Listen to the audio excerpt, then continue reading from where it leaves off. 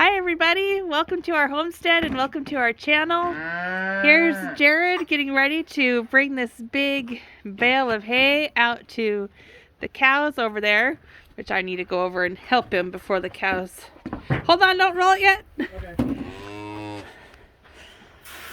Okay. Before the cows. Yeah, okay. Let me get Daisy out of the way. Okay, come on. So he's rolling it through here. Oh no, Daisy, no. Okay, go ahead. Okay. Am I gonna hit the gate? You are, but it'll be okay. Do you need some help? I don't know. So last year it actually snowed on us October 26th of last year, and we weren't prepared with any hay to feed our cows. So Oh, there it goes. yep. So we're We'll just put it right here. yeah. So we're prepared this year, Daisy, and we have one of our cows trying to escape. Here, I'll do it. Okay, thanks.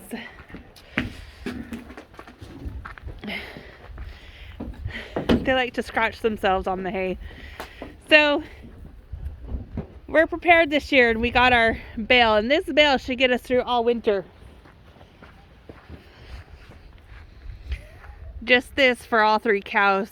Last year we had some prairie grass right there that we fed them. They hadn't gone through it, and we've used that for other things like inside the chicken coop as straw a few times, and we've used a lot of that. And they've eaten a lot of this, and this has been since October last year or November. And now we have this big one that it should last them all winter, all season. So they'll be really happy. It's native prairie grass, but it's really good quality, and it's mixed with some other things, and the cows will get good nutrients from it. They were $60 a bale, and we got two of them. One of them for use in our garden. We'll go through that in another video. But yeah, $60 just for the whole winter season to feed them, feed three cows, and I think that's going to be great. It's a really good price, especially when you're used to feeding them for free on just grass. So Jared's right now trying to get this over top of this, and he's being successful at it. Last year we had a guy help us. He lifted it up with his truck and put it right on top of the bale, but we have to try and do it by hand this year. Let's go get a good look at the cows. Oh, they're over here. Yeah, they like to scratch themselves on the hay. It's a good scratcher. Hey, Daisy. Daisy's so friendly.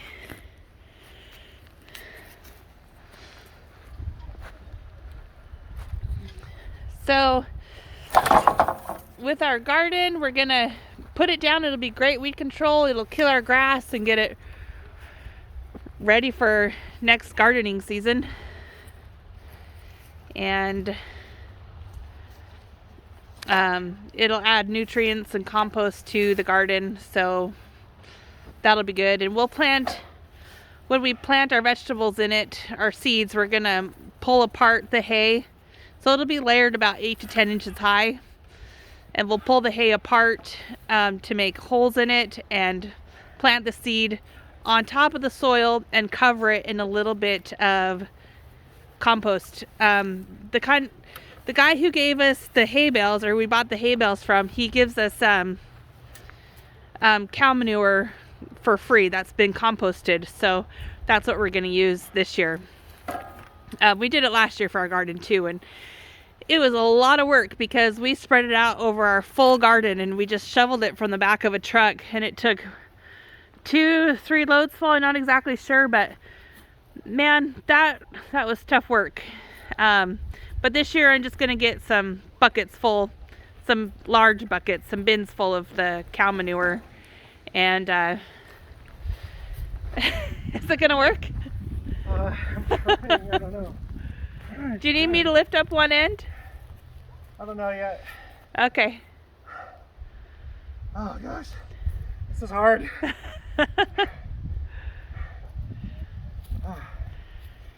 Keep talking. Okay, so we're gonna put the cow manure right on top of the seed and let it grow from there, and the sun will shine because you've made the hole.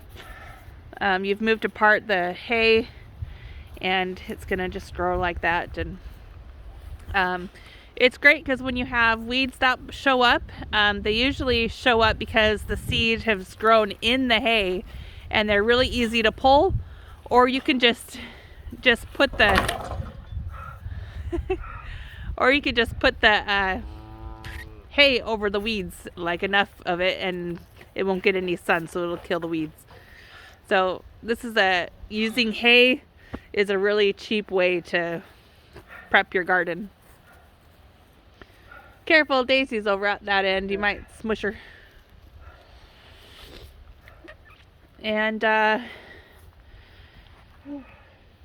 yeah, this should last for a while. And they're excited to eat from it. I don't think on our grass, it looks green, but that's mostly weeds, and the rest of it is... No, it's not mostly weeds. Oh yeah, there's some grass. But it's kind of slim pickings. Yeah, it is. Oh, good. You did it. Oh, yeah. Good job. Okay, now Now you just got to cut the plastic off of it. should talk about how we use it for just all the different uses of hay. Yeah, I did. We use it for the chicken coop and in the nesting boxes. You could get pine shavings, but it's like depending on where you buy it, $5 to $8 a bale of pine shavings, or not a bale, but a package. And we usually need 2 for our chicken coop, so that's $10 every time we need new pine shavings in there. But with the hay, especially what we're not going to use in the garden, and with the leftover from over there, leftover from right there, we could just put it right in the chicken coop, and the chickens don't mind it. And it's great, you could just throw it in there and they'll scratch it around the whole chicken coop floor, so you don't even really need to spread it out much. Just throw in big chunks of it, or pitchforks of it. So I've also seen, if you just have a chicken run, like if we were to use this area, like we did one time, we used this whole area right over here, this whole fenced off area as a chicken run. We put fence up or chicken wire up all along the fence, and we use this just as a chicken run. And many people will just put hay down in their chicken run and let the chickens poop in it and fertilize it and then scratch at it, and over months, I don't know how long it takes because we've never done it, and I guess it takes, you just maybe start it in the fall, and by springtime, or maybe start it in late summer, and by springtime when you're ready to plant your garden, it'll turn into mulch, and you could just shovel up all the dirt there, and that's compost for you. So if you have a chicken coop that you can do that in, or a chicken run that you could do that in, that would be great. I tried to do it a little bit with what we had in the chicken coop before we cleaned it out recently, and we brought all the hay out here, and I thought maybe that would work out and compost down. But since this isn't just a chicken run, they free range all over the whole entire property, they're not in here enough to scratch it around and turn it into mulch or compost. So I wasn't able to do that this year. So that's another use for the hay. And in some areas you can get really cheap prairie grass. Last year I think we got it, what was it, $35 for one? Yeah. The cheap stuff? Yep. That's that one over there. The cows, it's not the best thing for them. They'll survive off of it, but it's not full of nutrients like this would be, or the crabgrass here. But if you could get one for really cheap, $35, use for your chickens, use for your garden, to supplement your cows when they decide they want to eat hay for a little bit, or if you can't afford something, like I said, they'll survive off of it. Once the cows grow up, we'll probably have to, the pasture probably won't be able to keep up with them, so Yeah, we'll probably have to buy hay at that point. right. Especially if we get more cows, because we might get some more meat cows here pretty soon. And hopefully next year she'll have a baby, Daisy here, and have another cow to feed. So hay is great. Oh, look at them eat.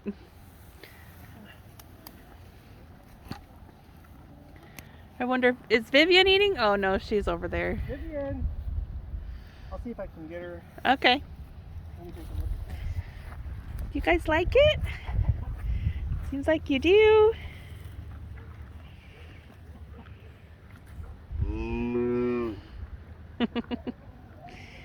Maybe now she won't be mooing at us for food anymore since she's got this to eat. She's really spoiled her, and well, especially Daisy, but she moos very loudly and very stubbornly at us whenever she sees us during the day. Even if we've already fed her some grain, she'll moo at us for food. She sounds really frustrated and upset. So it's really funny. Let's go see if Vivian will eat. Look right here. Ooh. Look at this right here. Hey, look over here. Come on, sweetheart. Look right here. Ooh, look at that. Is she eating it? Oh, yeah. Not yet. Oh, Is she? she's chewing on something. Maybe she sees Daisy eating it, she'll figure it out.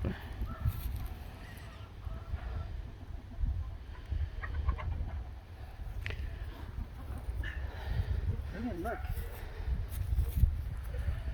Well, whatever. Yeah. She'll eat it when she's hungry. Yeah. She'll realize. These two definitely are. Yeah. Well, do you have anything to say before we end the video? I guess not. I'm just glad that we're prepared this year because we definitely weren't last year. I'll be curious to see how much they eat during the winter. I don't know if this is going to last us. I think it probably will. And then as our cows grow up and get bigger, I'm sure that we'll probably have to buy hay on a regular basis, but we'll just see what happens.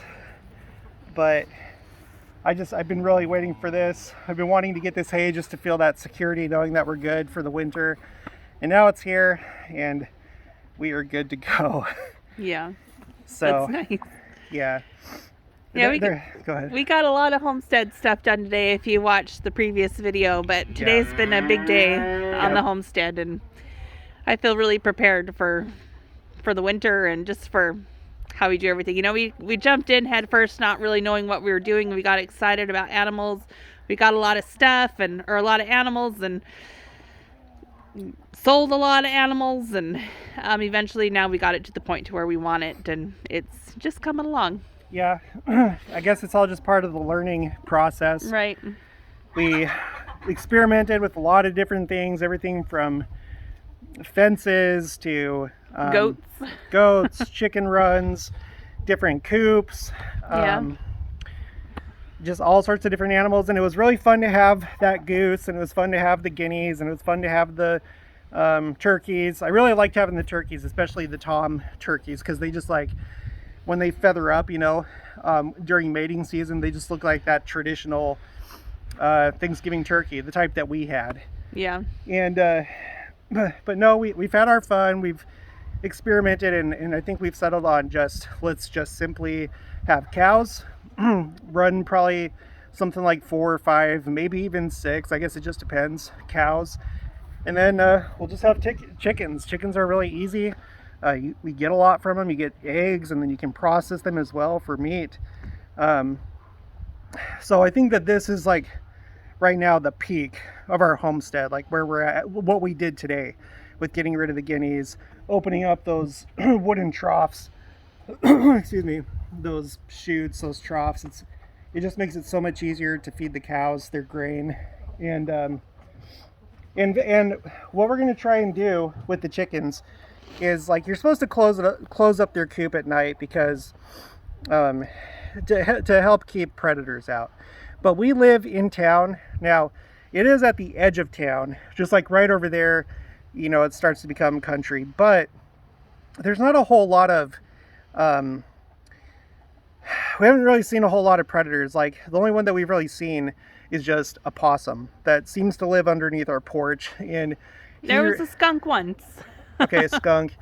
But the possum seems pretty satisfied with the cat food. I haven't seen any possums come down here. The only predator that we know of that has killed one of our chickens was a hawk. And that was last winter. And I think it's because food started to get kind of scarce. Yeah. And which is why when I was talking about how we had this as a chicken run before with it all caged off with chicken wire, that's why we opened it up to, well, we wanted them to free range as much as possible, but we had to open it up so that the hawks wouldn't get to them because they were kind of confined. Yeah, but I'm not really so much worried about that now. I suppose it could happen, but it's not a frequent enough occurrence for us to like not let them free range. So we're gonna let them free range so they can live healthier, happier lives, so we can probably get better quality food. I can't remember what I was saying, but just basically, oh yeah, with the chicken coop. So we're just gonna leave the door open and just try it out, because we have a chicken coop that's not really a chicken coop. It's basically like a second workshop or a multi-purpose room. It could be a storage room, but we've turned it into a chicken coop. And it has shelves in there. It has all these roosting bars, so they can like get high up off the ground pretty easily. So I think that if some predator got in there, I think they'd kind of have a hard time catching one of those chickens, because when they sleep, they're already up off the ground. So we're gonna try it out. If we have an incident, then, you know, we'll just go ahead and we'll close the coop every night. But I'm hoping that this works, because it'll just make our jobs that much easier, not having to open it up every night or open it up every morning and close it every night. So I'm kind of excited about that. I'm sure it'll be less stressful for them. They can go outside when they're ready, go inside when they're, well, they already did that, but they'll be able to get out of the coop as soon as they're ready. Which is good for us, because sometimes we accidentally sleep in and they don't get out till pretty late. So yeah. Yeah. But so yeah, this is probably the best that we've had it so far. Yeah. I'm excited to see how things go moving forward, and I think we're set up for success. So I think that's pretty much it. Did you have anything else to say? Nope. If you haven't already, please make sure to subscribe, like this video if you liked it, hit the notification bell, leave comments, and I'll include that in our comments episodes, and I'll talk to you guys later.